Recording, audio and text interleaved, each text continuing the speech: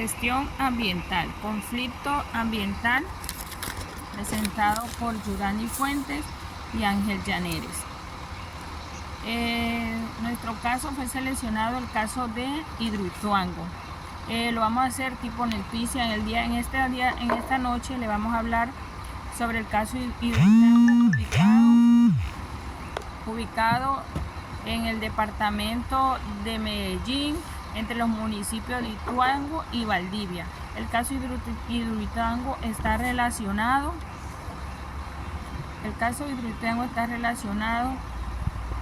con la ubicación del megaproyecto Hidroituango ubicado en el cañón del río Cauca, en el departamento de Antioquia, entre los municipios de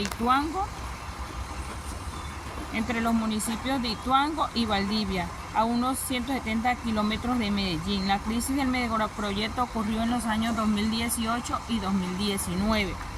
Es un problema ambiental principal, fue la alteración y la pérdida de la conectividad ecológica del río Cauca. Esto agravó la retención drásticamente, la conectividad ecológica del río Cauca, lo que colapsaron los túneles que se tamponaron en 2018, y fue cuando surgió la descarga del caudal, causando una mortandad masiva de peces y las sedimentaciones de los territorios, afectando la pesca de la población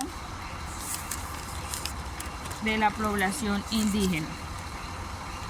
Los actores principales fueron las comunidades, algunos gobernadores y alcaldes que en estos momentos se encuentran vinculados en investigaciones debido a la falta de la planificación del proceso.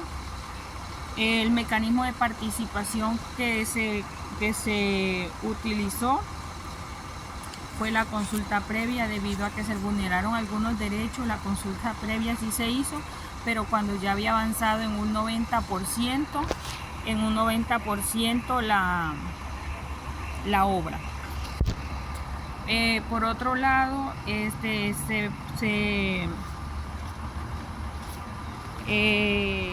la consulta previa la interpusieron los de la comunidad Natube Orobajo. Esa comunidad indígena tuvo que luchar durante 4 años para que no se le vulnerara más su derecho sobre la consulta previa.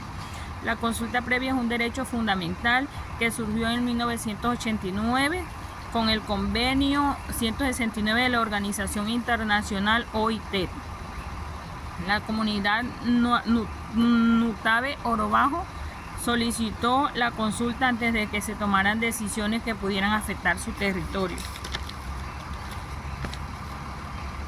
Los derechos que buscaban proteger su territorio ancestral, ya que el río Cauca para ellos es un recurso natural. Ellos tienen su derecho a decidir sobre su propio desarrollo, ya que son una comunidad indígena. A causa de las represas se alteraban sus formas tradicionales de vida, la mitigación del impacto ambiental, como la construcción de parques, sus casas, el riesgo que surgieran, que la obra traía un entorno. A exigir una consulta, buscaban que se escucharan sus preocupaciones.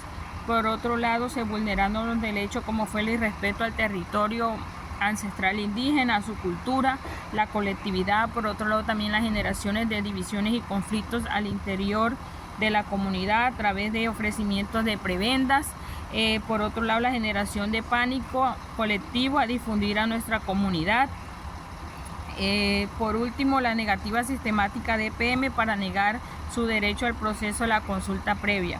Exigían una participación real, no se trataba solo de que usaran su proyecto, sino que exigían que su voz fuera escuchada y querían ser parte de los sujetos pasivos de los proyectos externos. Muchas gracias. Buenas noches, cordial saludo. Mi nombre es Ángel Llaneres, pertenezco al grupo 5 del programa técnico profesional en procesos públicos territoriales. En esta ocasión vengo a hablarles sobre un conflicto ambiental relacionado con Hidroituango, donde hablaremos sobre ese conflicto, las causas de esa problemática, y presento de manera desarrollada en forma de noticiero comulgadamente con la compañera Yuranis. En este caso, me tocó la parte 7 de de, de este majestuoso trabajo.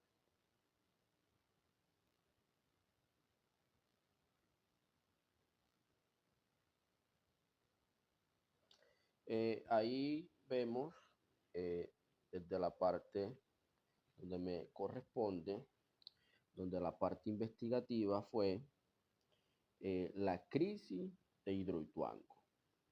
En esta ocasión vengo a hablarles sobre las entidades, normas y desarrollo sostenible que ese proyecto de Hidroituango estuvo en ese tiempo.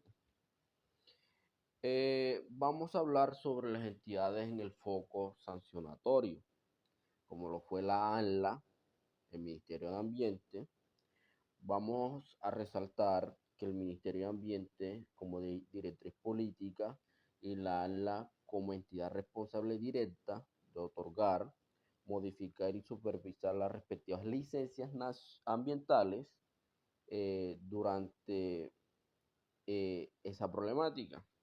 Digamos que esa crisis de los túneles obstruidos en los años 2018-2019, la ANLA ejecutó acciones coercitivas, congelando obras regulares de generación de energía y abriendo pliegos de cargo. Vamos a hablar sobre la vigilancia. Esa vigilancia territorial que estuvo ese proyecto fue la Corantioquia.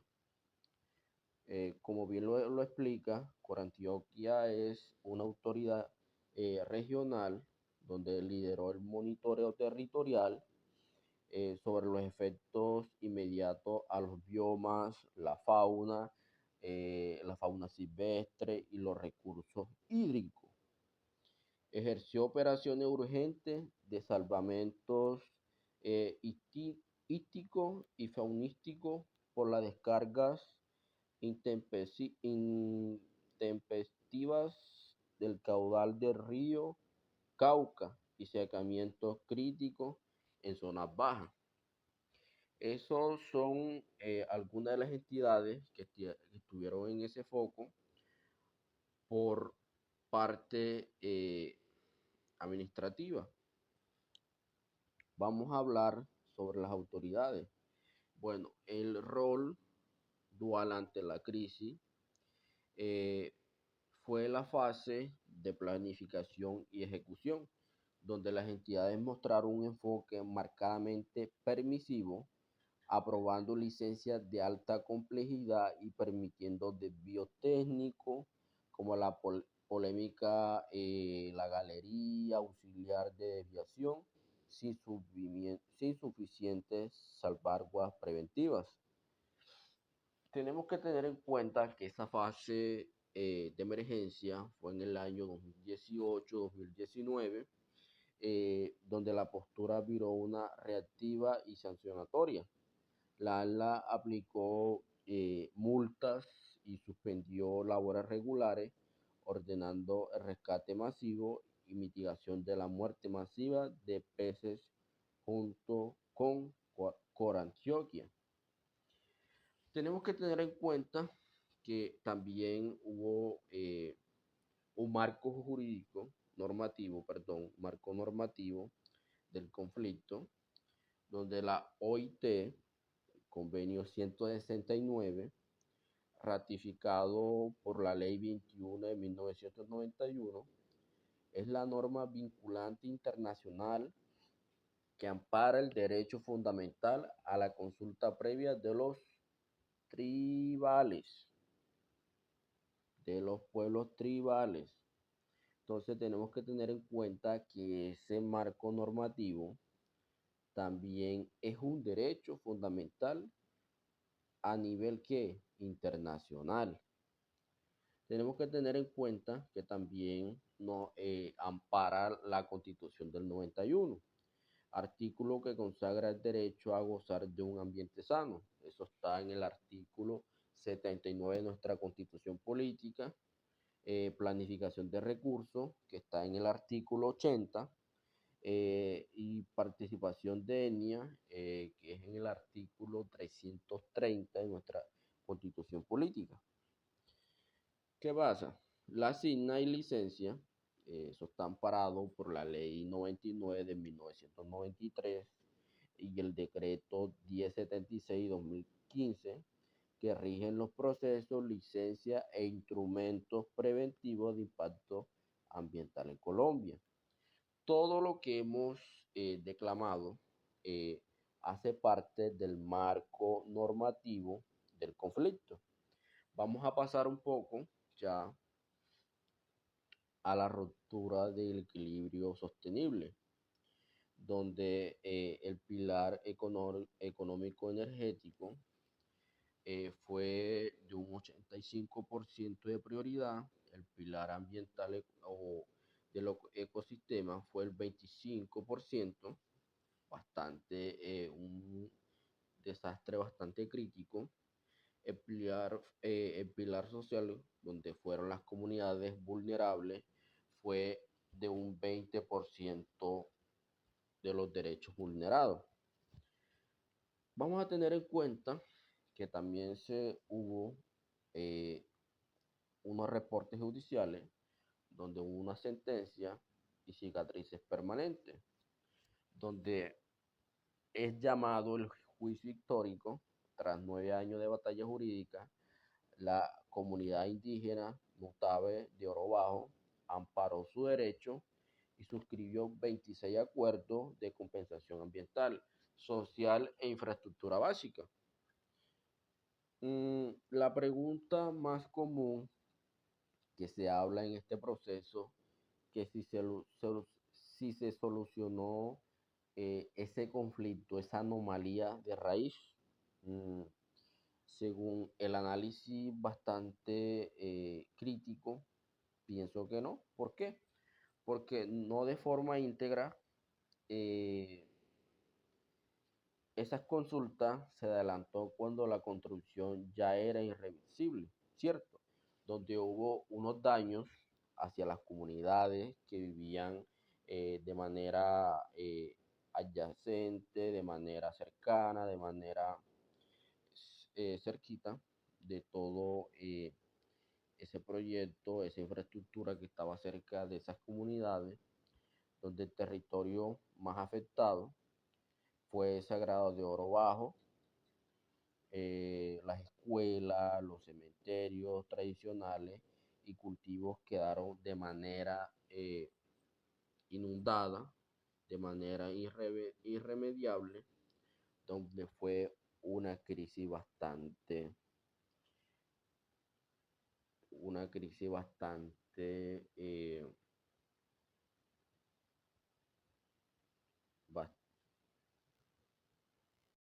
fue una crisis bastante lamentable. Esa participación fue una participación tardía, donde fue un fracaso total, donde hubo una lucha jurídica de 9 años. Esa lucha jurídica fue de la etnia Nutabe, donde el formalismo sin prevención real. Esas consultas previas e instrumentos preventivos no pueden convertirse en un simple trámite administrativo de última hora que se gestiona una vez las excavaciones y represamiento donde estaban en curso. La tardía intervención para amparar el convenio OIT 169 evidencia un vacío estructural en el diseño inicial, licenciamiento preventivo de ese megaproyecto de infraestructura nacional. Y tenemos que tener en cuenta una gran frase, una reflexión, que ninguna obra de ingeniería, por más estratégica o indispensable que sea para la soberanía energética del país, puede legitimarse vulnerando derechos colectivos, eludiendo la licencia geológica y despojando el patrimonio, de las comunidades locales. Es una gran reflexión en este caso. Muchísimas gracias, espero que le haya gustado esta intervención. Fue algo bastante corto, pero ese es mi punto de vista ante esta grave crisis. Muchísimas gracias. Bendiciones.